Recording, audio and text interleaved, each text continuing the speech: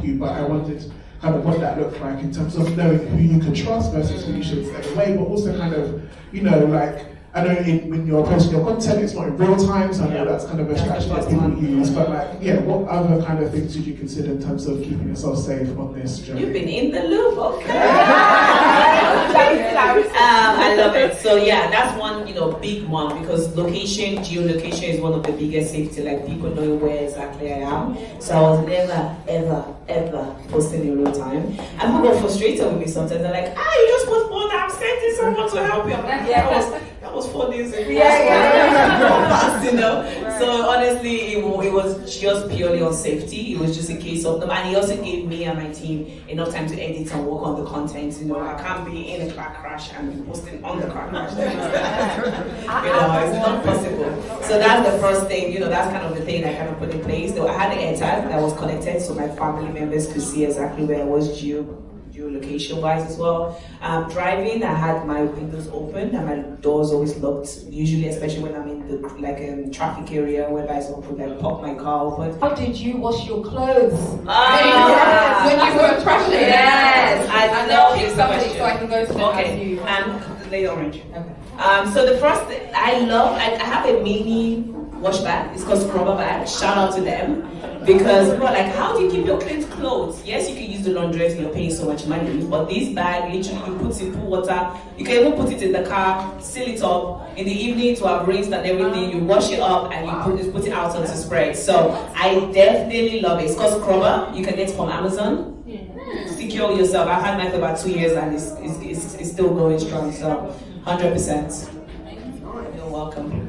Thank you very much. My name is Oye. I'll try to be quick. Yeah, my name is Oye. I want to know, what is your why? That's the first question. What's the driving force? After No. Choose one. Yeah. I said, what's your why? What's your why? That's it. And how did you overcome in your low moments? How did you overcome? Okay, I'll start with the second one. I think the second one, in terms of, I've said in terms of like, you know, I could not give up because there was so many people cheering me on. There was an community of supporters.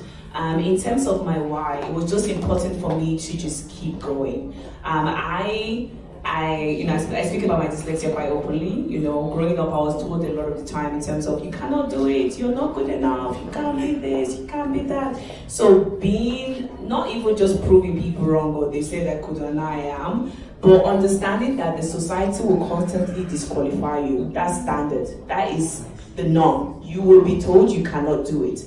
The sad bit is when you do believe it and then you're telling yourself that you cannot do it.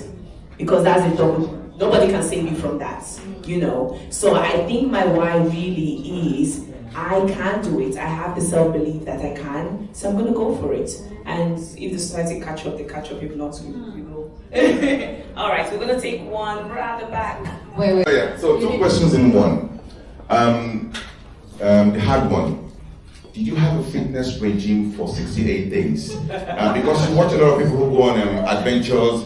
Some have to kind of like do some gym work, lose some weight, you know. And I know you've lost a bit from when I saw you before you left. And secondly, in the 68-day journey, did you eat Nigerian meal anywhere in between? That's a good question. I do love my food, so I think any weight that I lost, I added it quite quickly. There was no routine, honestly, and there was a lot of sitting around. I had to be, you know, mindful of my back and stuff, so I had like support cushion and stuff if I had long distance, you know, driving.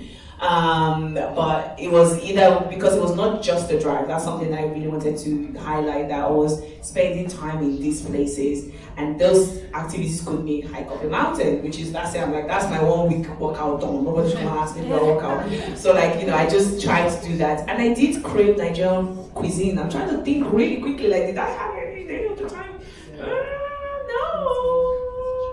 It was very similar, you know. When you eat West Africa, the foods, even from Senegal, you know, you have the rice, you know, in the Gambia you have the okra that is with rice, you know, it's very, they just have extra palm oil, or just tastes a bit different, but it's quite Nigerian centric. I think the closest thing I had was that fried moi moi on the street, which I'm like, fried moi moi, come on. I can't even remember like normal way anymore, like I need to get fried from now on. So yeah, I think definitely I'm always open to trying new food, new delicacies. It's all part of travel. It's a great way to immerse yourself in the culture. but it's not going to be the same. And that's, I guess, the other side of the coin, which you're right, we don't really speak about, whereby the hellos are quick and the goodbyes are even faster, and you just got to take the moment what it is. And I think it teaches you to live in the present and really just savor the moment, because it might never be there tomorrow. Oh, good. It's deep. And with that, I'd be quite interested to know, I know it's a lot, you've traveled through over a dozen countries to get to the final point. Could you tell me about someone that you'll never forget in this journey? My personal angel, everyone knows her. Her name is Desiree. She doesn't speak English, I don't speak French. So after the car accident happened, the horn of the car kept on going. So that was one of the God's miracle, because you could have had an accident and be total silence and no one would know your need of distress. But it just kept blaring out. And then my phone, I didn't even know iPhone had that setting.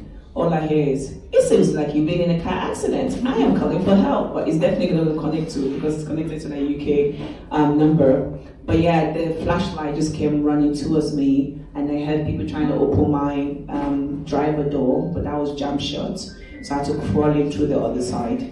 And while they were doing the check, thank God it happened in that space whereby they had an ambulance and stuff. So despite not speaking the language, they knew what to do. They called the fire brigade, they called the ambulance, and everything in between. But more importantly, there was this lady called Desiree. She looks almost like me. We look like sisters actually.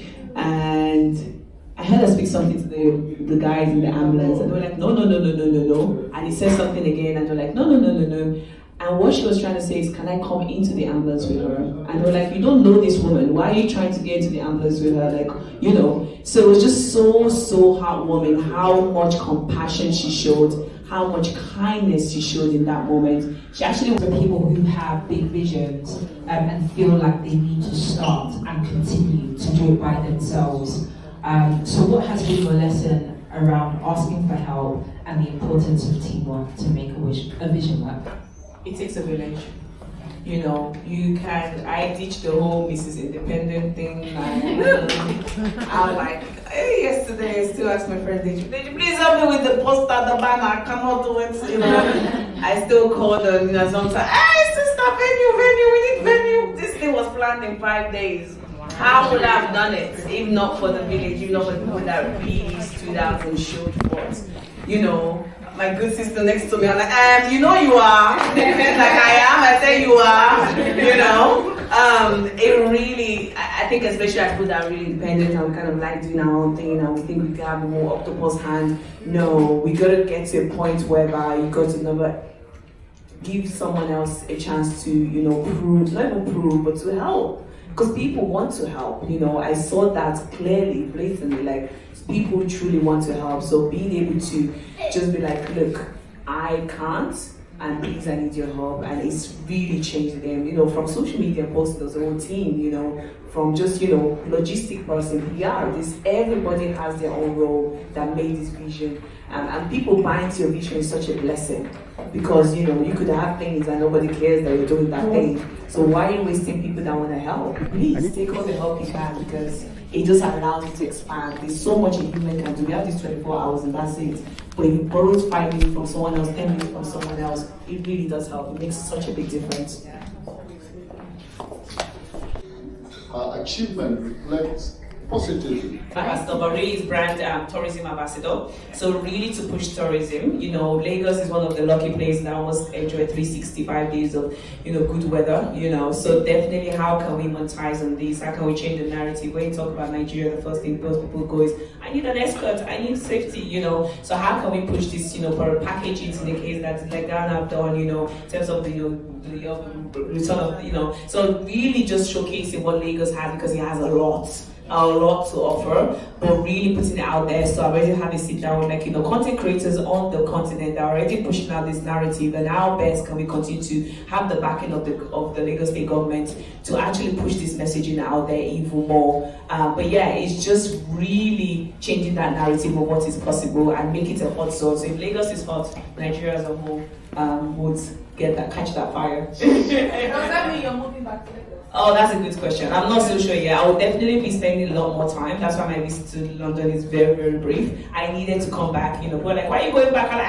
my people, I can't imagine my London people behind. You know, they were there, you know, when the vision started. So, but yeah, I would be spending a lot of time there. What that would look like, I'm not so sure as well. I'm learning this thing, I'm learning it together. And this is where the journey began, where you set off, you know, over 2 months started and completed. What's one, I'm sure out of many. Again, goodquest.com, we'll see you there.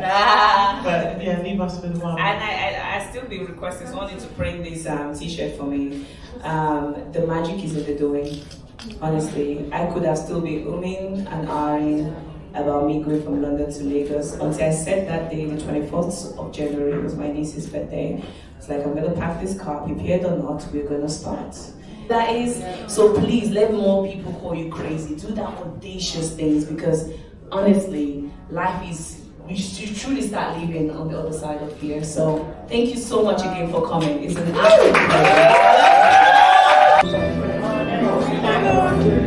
Please, is it packed? So we can be taking it. Oh, don't worry, we've got it packed plenty. This smells beautiful. Beautiful dresses. These are some of the guests here today. They've turned up and they're looking fantastic.